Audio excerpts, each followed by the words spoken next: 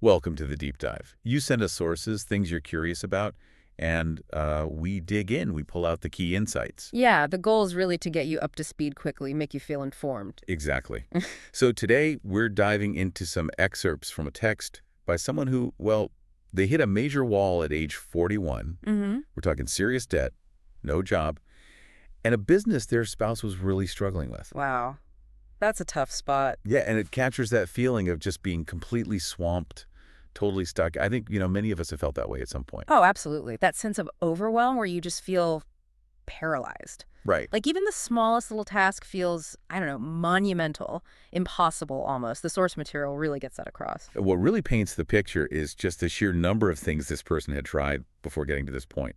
Oh, yeah. Like what? Okay, so public defender, then a lawyer at a big firm, a whole bunch of startups, Wow. advertising, life coaching, radio host, even a pottery studio. Goodness.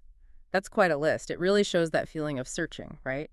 Trying to find your place and maybe not quite getting there. Exactly. And then ending up in this really, really difficult situation. It does highlight how careers aren't always, linear. All that varied experience doesn't automatically mean stability. Not at all.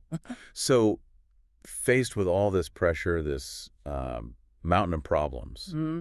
how did they cope initially? Let me guess. Not well. Pretty much how you'd expect, and probably how many of us might react. Avoidance, basically. Yeah. Hitting the snooze button again and again, maybe having a drink to kind of numb things, Taking the edge off. right? And blaming others, in this case, their husband got some of the blame. And of course, just procrastination, big time. The classic avoidance tactics. Yeah. The text mentions that even opening the mail, seeing the bills, that felt like this huge, insurmountable task. Sure. Those are really common responses to intense stress, psychologically speaking. Avoidance gives you that temporary relief, right? But like you said, it just makes the underlying problems worse. Definitely. And that feeling that simple things become huge hurdles, that really shows the kind of psychological weight they were carrying. Exactly. So the big question for our deep dive today, the core of it is, how did this person break free? How did they get out of that paralysis? Right. And maybe more importantly, what was the key idea, the principle they discovered that actually sparked the change? It's a great question. And the answer, as revealed in the source, is surprisingly, well, simple, but profound. Okay, I'm intrigued. So let's get into that turning point. Right. So one morning, the alarm goes off. Our author's lying there, just stuck, drowning in worries, thinking about the debt, the job situation. Just paralyzed by thought, dread. Totally. Right. And then, seemingly out of nowhere, this image pops into their head. A memory of watching a rocket launch on TV. A rocket launch? Okay. Yeah, specifically the NASA countdown, 5, 4, 3, 2, 1, liftoff. Huh. That's unexpected. It's interesting how the mind works, isn't it? That kind of random association. Right. And the thought was basically, what if I just did that?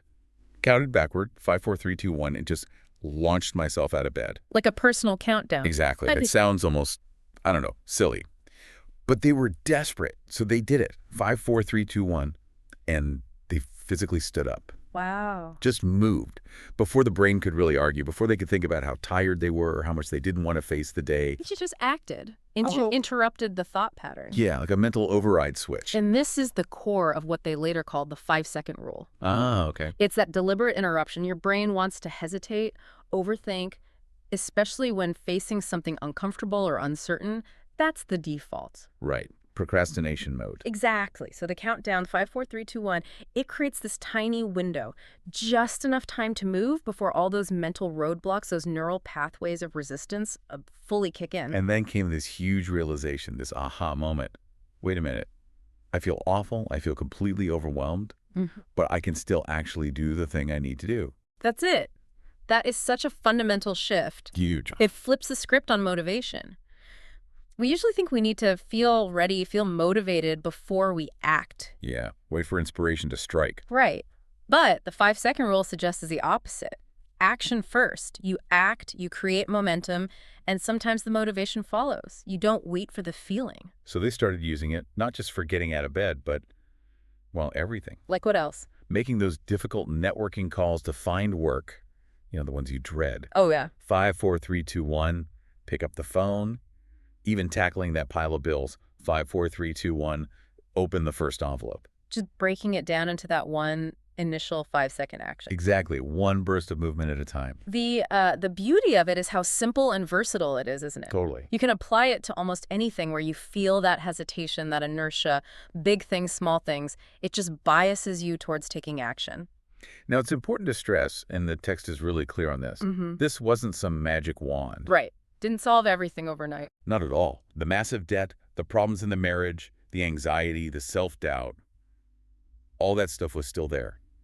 Big time. So the rule isn't like a cure-all. It's more of a tool to get you started, a way to engage with the problems instead of avoiding them. Precisely. It's the mechanism to start chipping away at those big issues. You still feel bad, you still have the problems, but you do something anyway. Small action, consistently. Despite the difficulty. Yes. And the core message that comes through is really powerful. Action is the answer when you're stuck. Thinking about your problems doesn't fix them. Right. Ruminating just keeps you spinning your wheels. And waiting until you feel like doing something. That might mean you wait forever. Yeah, the feeling might never come. There's also this strong theme of self-reliance. Like no one is coming to save you. Ultimately, you have to be the one to make the first move. That really ties into psychological concepts like self-efficacy, doesn't it? Believing you can actually do something. Well, every time you use the rule, 5, 4, 3, 2, 1, go, and you actually do the thing, even a small thing you were resisting, you're building that belief in yourself. You're proving to yourself you can act despite resistance. Ah, okay. So each small action builds that confidence muscle. Exactly. And that fuels more action. It creates positive feedback loop. And the text says it was this consistent use of the rule day after day that led to gradual progress, both personally and professionally. Not one big dramatic moment, but the accumulation of those tiny wins. Yeah, like compound interest for behavior change. That's a great way to put it. Each seemingly small choice to act, repeated over time, builds that momentum and leads to significant change. Okay, so our author now has this personal tool that's working for them, helping them dig out of this hole. What happens next is, well, it's pretty unexpected. Yeah. An old roommate reaches out, says, hey, you've had so many different careers. Maybe you could give some advice on career changes at this small event. Ah, there's some irony there. The person who felt lost is now being asked for directions. Right. It kind of reframes all those failed attempts as valuable experience, doesn't it? It really does. Shows how perspective can shift. Okay, so they agree to do it. They do. They fly out for this event. But almost immediately, massive anxiety sets in. Oh, boy. Public speaking nerve. Apparently their first real public speaking since high school. And they walk onto this stage, 700 people staring back, and their mind just goes completely blank. They described it as basically a full-blown, sustained anxiety attack right there on stage. Wow. That takes courage just to stay up there. It really shows how vulnerable speaking can make you feel, especially if you're already feeling a bit shaky. Totally. Yeah. And here's the twist. They're about 19 minutes in, completely blanking, panicking. Yeah. And just to fill the silence, just to kind of end the talk, they spontaneously mention this 5-second rule thing they've been using. Oh, just throws it out there. Yeah. Almost as an afterthought. And somehow, they even accidentally blurred out their email address. They walked off stage thinking it was an absolute train wreck, a total disaster. But something tells me it wasn't perceived that way. Not at all. It's amazing how just being real, even in a moment of panic, can connect. Sharing something genuine, even if they didn't mean to in that way. Authenticity resonates, right? It seems so. So, fast forward about a year. Turns out that small event, it was one of the very first TEDx conferences ever held. No way. Yes. The video of that talk, the one they thought was a disaster, gets posted online. And it goes viral. Wow. So the 5-second rule just exploded. Exploded. It starts spreading like wildfire. And suddenly our author's inbox is overflowing with emails. People from all over the world. Saying what? Saying how this simple rule, this 5, 4, 3, 2, 1 thing, was actually changing their lives, making a real difference. That must have been mind-blowing. It really shows how much people are looking for practical tools, doesn't it? Something simple to cut through the noise and help them act. Absolutely. And the range of applications was incredible. People using it to finally make that career change or start losing weight or get sober. So overcoming fear, procrastination, the big stuff. Big stuff, yeah. Launching businesses, improving their health, making relationships better. But here's what's really striking. Okay. Doctors and psychologists started contacting them. They were using the rule in clinical settings. Seriously? For what? Helping patients with things like PTSD, OCD, depression. Even, in some reported cases, helping people stop themselves during moments leading up to suicide attempts. Good grief, that's profound. The A simple behavioral trick could have that kind of impact in serious mental health situations. It really highlights the potential, doesn't it? Interrupting those destructive thought loops and just initiating a different action. A pause, a chance to choose differently. Wow. So this whole experience shifts things for the author. They go from just using this rule for themselves to realizing, whoa, I've stumbled onto something universal here. And that makes them want to understand why it works. Exactly. That becomes the new focus. Yeah. Why is this ridiculously simple hack having such a profound effect? So they start consciously digging into the research habits, behavior change, the science of motivation. Moving from just anecdote to seeking the underlying principles, that's a crucial step. Yeah. And the core insight they land on, the thing that ties it all together, is this idea: small, consistent action changes everything. Simple but powerful. And all this time, while this is taking off, they're still dealing with their own life stuff, Their husband's battling depression, they're still climbing out of debt, holding down a full-time job, and spending nights and weekends speaking about the rule, often for free initially. That really underlines the grit involved. It wasn't like, oh, rule discovered, life perfect. There was still a huge amount of work and struggle happening simultaneously. Definitely not an overnight success story. And they knew they wanted to teach this rule full-time, but they were wrestling with major imposter syndrome. Yes. Who am I to be teaching this? That feeling. Totally. Questioning their authority, feeling like they needed someone else's permission or validation. That is so common, especially when you're putting yourself out there sharing personal stuff.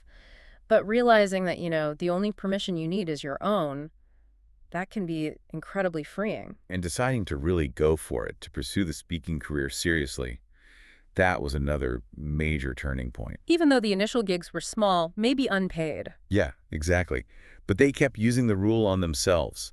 5, 4, 3, 2, 1, make the call. 5, 4, 3, 2, 1, walk onto the stage, even when terrified. Pushing through the fear and anxiety time after time. And gradually, the paid opportunities started coming. Slowly at first, then more and more. And within a few years, they actually quit their day job, became a really in-demand speaker. That's fantastic. It shows that cycle, right? Action leads to results. Results build confidence. Confidence fuels more action. They literally use the rule to build the career based on the rule. Exactly. And they say it really clearly. My life didn't change because of one thing. It changed because of the thousands of mornings where I woke up and didn't feel like getting out of bed, but I 5, 4, 3, 2, 1 made myself do it. It wasn't magic. It was discipline. The habit of showing up. The willingness to act even when you don't feel like it. Understanding that motivation often comes after you start, not before. That's such a key takeaway. So this whole journey leads them to writing the book, The 5-Second Rule, self-publishing it in 2017, and it becomes this huge bestseller. Makes sense given the viral spread already happening. And through all those years of speaking, connecting with audiences, they learned some key things. Like what? Well, first, that most people really are looking for simple, practical ways to make their lives better. They're hungry for it. They want something they can actually do. Right. And they really appreciate it when someone can take complex ideas about psychology or motivation and just boil them down into actionable advice. Clarity is king. Totally.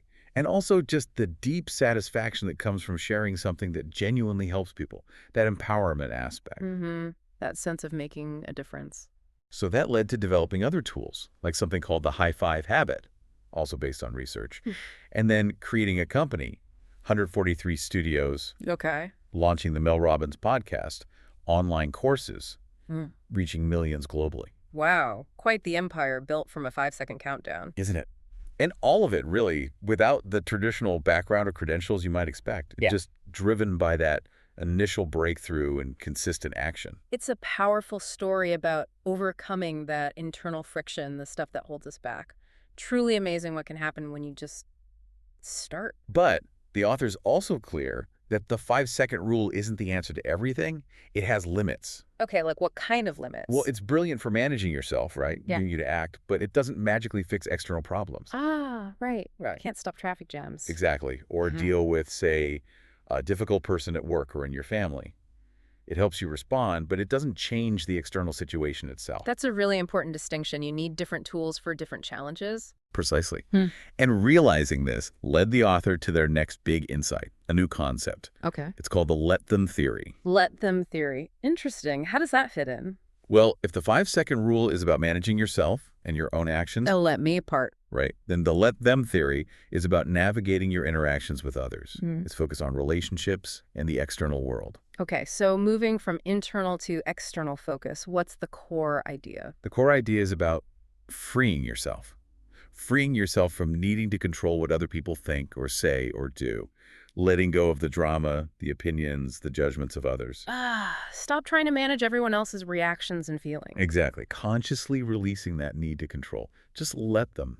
Let them be wrong, let them misunderstand you, let them have their opinions, let them make their own choices. Wow, that sounds liberating, but probably quite difficult to actually do. Oh, definitely. But think about the energy that frees up. Yeah, we spend so much mental and emotional energy trying to influence or fix or get approval from others. Right. So the let them theory suggests you can reclaim all that time and energy, protect it, and use it for your own priorities, your own well-being, your own goals. Stop chasing that external validation. Exactly. And the author argues that doing this, adopting this let them mindset, doesn't just make your life better.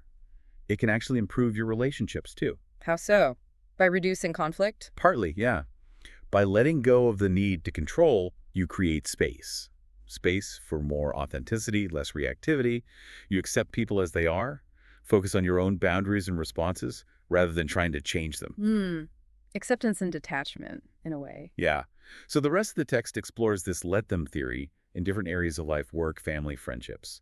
And it draws on research, philosophy, even spiritual ideas to back it up. Fascinating. So it's presented as the next layer. Kind of. The promise is that using it leads to more happiness, healthier connections. It boils down to this combined idea. Let them plus let me. Interesting. The let me from the 5-second rule, taking action for yourself. And the let them for navigating others. A sort of complete package for inner and outer worlds. That seems to be the idea. So wrapping up our deep dive for today, we've really traced this incredible arc from being completely stuck deep in debt and despair Paralyzed. to discovering this incredibly simple tool, the 5-second rule, just to get moving, and then seeing that simple tool unexpectedly take off and help people globally. Yeah, the core takeaway for you listening has to be the power of just taking that first small, immediate step. Using something like that countdown to interrupt the hesitation, the fear, the doubt. That mental inertia that keeps us stuck. Exactly. It's about deliberately choosing action over inaction, even when it feels hard. So here's a final thought for you to chew on. Think about one area, just one specific thing in your life right now where you feel stuck or maybe a bit overwhelmed. Could be big or small. Anything.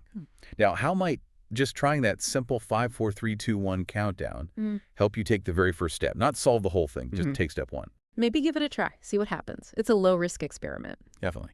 And as we touched on, there's this whole other layer, the let them theory, for dealing with the world outside ourselves. Right. Navigating relationships, external pressures. We'll certainly be keeping an eye on that concept and digging into it more in future deep dives, how it impacts our well-being and interactions. Lots more to explore there. Thanks for joining us on the Deep Dive.